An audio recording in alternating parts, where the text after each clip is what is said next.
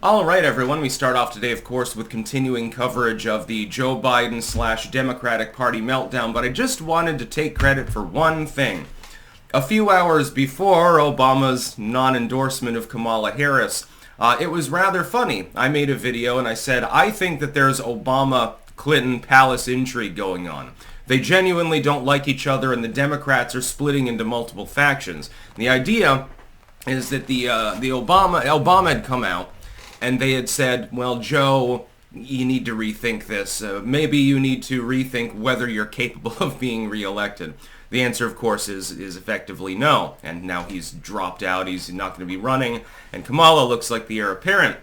The Clintons immediately came out and endorsed Joe Biden. They said, no, we have his back. They were betting on him staying in because they're from the outside looking in. They're not part of that inner circle anymore. They're part of a different bloc, basically, within the Democratic Party. And what they're hoping is, well, Biden stays in, and if he does win, we get all sorts of kudos from him because we were the big-name Democrats that circled wagons when everyone else abandoned him. It didn't pan out for them very well. What just happened? They endorsed Kamala Harris immediately, and Obama is not yet endorsing. So I'm just taking a W for that one.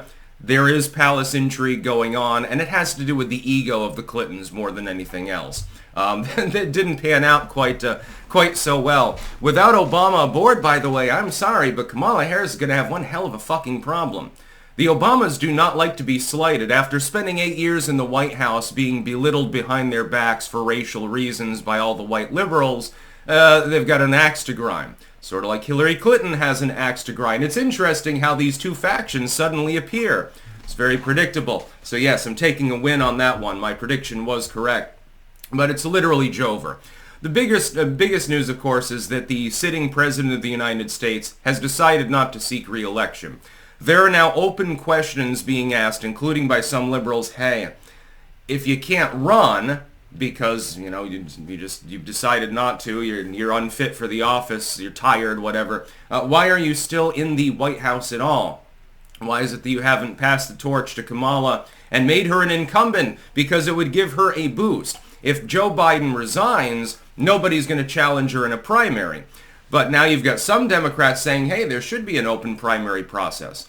I don't know how the fuck they're going to do it at this point, this late in the game, but you could, in theory, you could make an attempt. You could try to figure things out.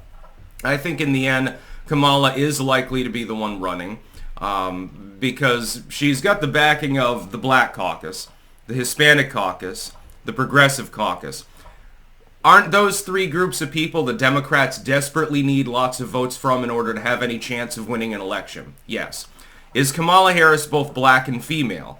Yeah, well, she's BIPOC, technically speaking. She's half Indian or something like that. If you force her out, that's not going to go over very well for the id poll voters. Well, you need the id poll voters. You're already lagging against Trump among youth voters to begin with, which tend to be more diverse than the general population. And if you alienate them, there is no possibility of winning the election. It would no longer be physically possible. There would not be the votes. In fact, you would lose the popular vote, and then there'd be another Summer of Love riot streak, probably, or something like that. All hell is broken loose. We'll be talking about little else today other than the chaos that has engulfed the political situation in the United States. Keep in mind there are other nations that have gone through overhauls recently too. Javier Milei in Argentina, ending the Peronista era. In the UK, Labour and the Reform Party crushing the Conservatives half out of existence. You've got, look at the French election results. The Socialists have taken over there. Everything right now is in flux the same way it was in 2016, in that particular era. And I'm loving it because I analyze politics for a living, and it makes it more exciting for me because, it's not a slow news day. Well, there's nothing wrong with that. Kamala, meanwhile, doesn't have the backing, apparently, at least yet, of the Obamas. Again, pointing to palace intrigue, definitely behind the scenes. By the way, this leads to a second interesting question. Over the last couple of years, we know that Joe Biden was really only a figurehead. He was not generally even calling the shots. Sometimes they trot him out to give a short speech. He has to do the State of the Union. That was a fucking disaster too. And but we know that that Biden wasn't really in charge except in name. Who was in charge then? I have a feeling that there was infighting between Obama and his loyalists and the inner circle there, and Clinton and his and her loyalists over there. Probably a third faction with the left and some of these id-poll caucuses. And so you have sort of a three-headed hydra at the moment that has to be slain. They're cracking apart. We'll be talking about that separately just in its own video because it's so interesting looking at the intrigue that is quite clearly going on. We can infer what's going on behind closed doors based on public comments and things like that. You'll know them by their actions. Biden is out.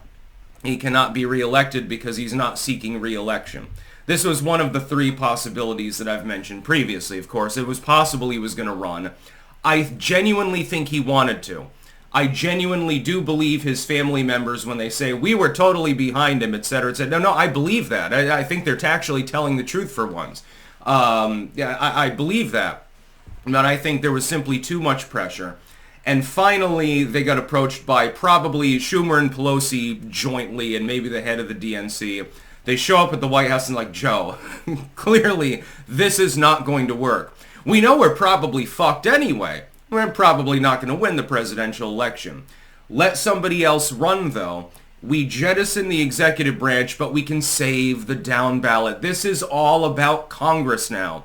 None of this has anything to do with the executive branch. The fact that chaos has broken out is damaging enough. But the fact is that they were worried, hey, if Joe takes the debate stage in September, and he does the deer in the headlights, not knowing fucking truly where he is thing again, we are going to get punished down ballot. Democratic loyalists will flee the party because it will have become totally evident that we have sheltered a dementia patient in the executive office for an extended period of time. That's what they're seeking to avoid. This is all about Congress now. It has nothing to do with the executive branch. On the surface, it's all executive. It's about the presidency. The real palace intrigue is Clinton v. Obama on one end, and the progressives and then leftoids third, I suppose, on the side, infighting and trying to protect congressional seats. They're like, look, we had a decent chance of picking up the House of Representatives, and we really, really want to do that. We're not going to be able to do that if Joe stays in there. And we're probably going to get slam-a-jammed in the Senate anyway, but we got to defend the seats that we can defend. So, Joe, you need to go. It's Joever. He's gone. Thank goodness. Now it's just a matter of whether they force him to resign or not. We'll be talking about that separately, I'm sure, over the coming days. That's about all. Peace out.